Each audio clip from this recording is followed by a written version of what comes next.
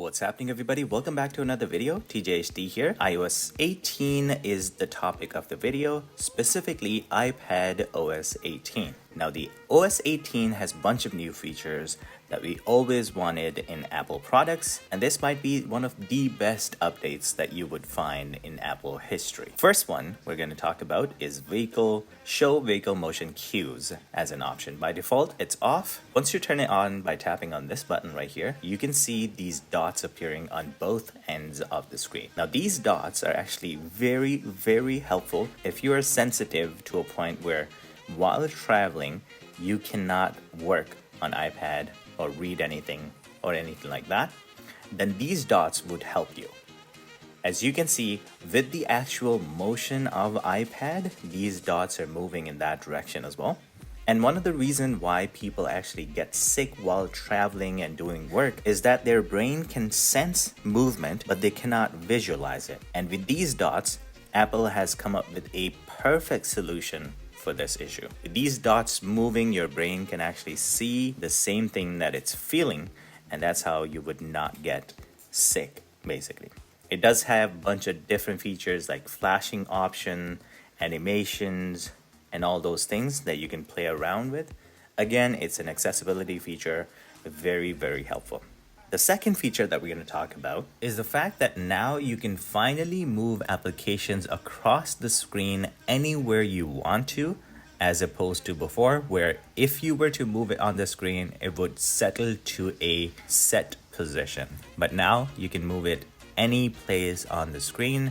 It's fluid. Androids could do that years ago, but finally Apple has that too, which means more customization. Now, another feature is when you tap and hold on any application, you would get this option to require Touch ID while using this application. Now, you do get two other features here. If you were to tap require Touch ID, every time you're using this application in future, you would need to use your ID to access the application, which makes sense. It's basically locking the application and nobody can use it without that.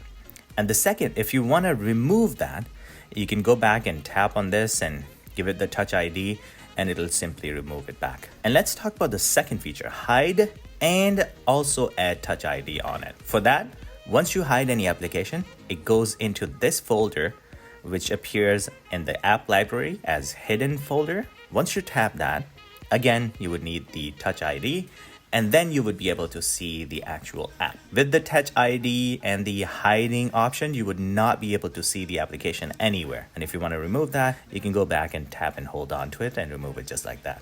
Next up is this new updated passwords application, which has new features, is very secure.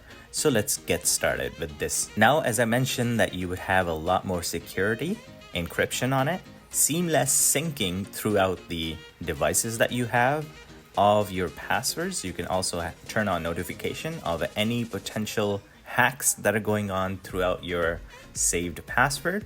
And this new feature called passkeys, which means that you can have saved certain keys.